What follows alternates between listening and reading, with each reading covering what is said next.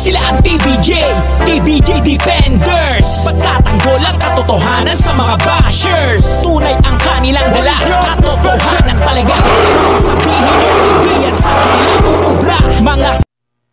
Hi guys, this is DJ K na my K, okay, and okay, siya na kayo.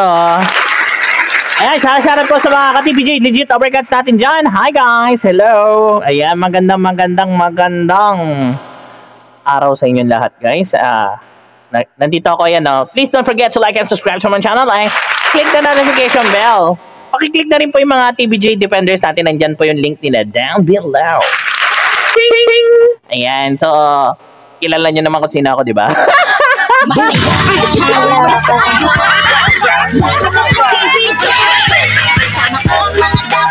Ayan, so nangyayari ngayon guys, masyado nang pinipersonal kasi ang MTRCB ng kung sino-sino o kahit may nanghihimasok na nga, di ba?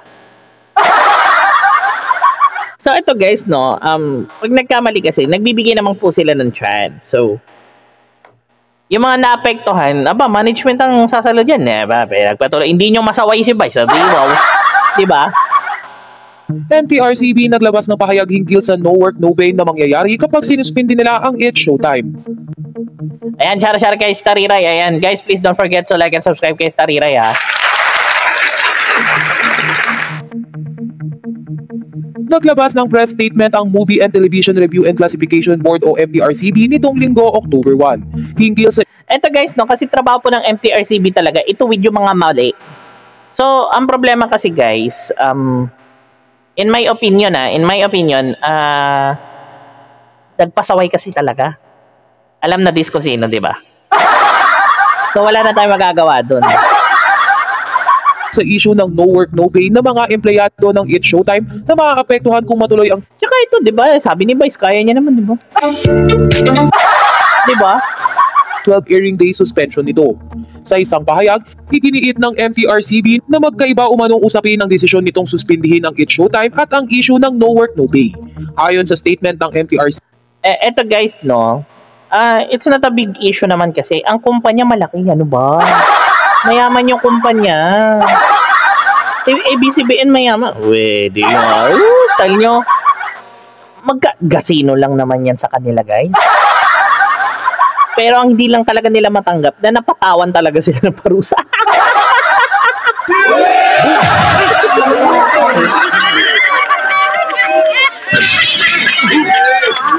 Ganun lang kasimple yun. CB, the suspension in fact underscores the broader and more pressing matter of contractualization within the entertainment industry. The issue deserves sincere attention from the producer. Dagdag pa ng... Yes, true. Kung sino yung nagmamanage. Ayan, tanong sino nga ba? Magkakaalaman. MTRCB, the practice by the producer or management to not regularize their employees even when a show has been airing live for 6 days a week for over a decade, highlights a much bigger problem than a show's 12 airing day suspension. Samantala, nagpahayag din ng pakikisimpatya ang ahensya sa lahat umano ng mga maaapektuhan kapag naging... Eto guys, no, masyado nila kasi sensationalized etong mga taga-madlang polpol. Alam nyo, hindi naman big deal talaga yung 12 days na mawalan kayo ng work or magpahinga. Kasi kaya naman yan saluhin ng management talaga. May pondo yan eh. Come on guys. Hindi naman kayo naghihirap. Pero ang problema kasi guys, magmumulta sila sa mga sponsors. Yung mga hindi makakapag, ng mga products, yung mga ganun ba? Diba? Epektibo na ang suspensyon ng noontime show. Paliwanag pa ng MTRCB, we sincerely empathize with the hardworking individuals who will be affected once the suspension takes effect. However, we believe that the inability of the management to provide regular employment should not impinge on the duty of the MTRCB to uphold its mandate in ensuring the ethical... Kaya nga guys, maraming law. Eto guys sasabihin ko sa inyo. Sinusunod lang po ng MTRCB yung nakasaad sa batas nila within MTRCB.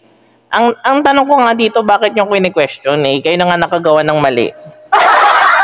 Ginawa lang ng MTRCB yung trabaho nila. Hindi lang naman kayo Pati yung ibang mga TV shows or mga noontime shows, kahit sino kayo guys na nasasakupan ng MTRCB, pag may mali kayo, di ba? Boom.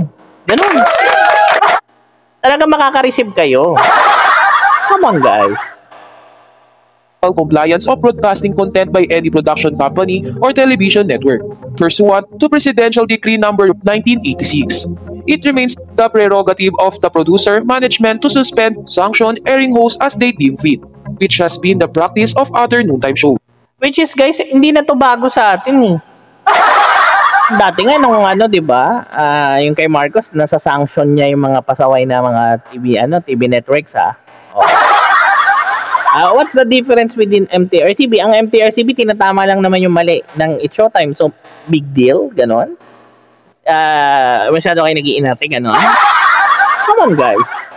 Sabi ko nga, the more na magmamatigas kayo, the more na kukuda kayo, the more na magpaparinig kayo, the more na papakita nyong arrogante, mga pasaway kayo. Nako, good luck talaga.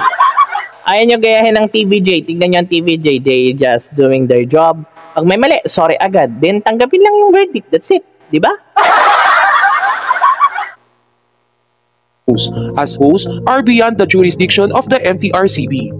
Samantala, matatandaang nanawagan ng senador na si Bong Revilla sa Office of the President na isaalang-alang ang mga empleyado na mawawalan ng kita kapag sinuspend ng MTRCB ang It's Showtime.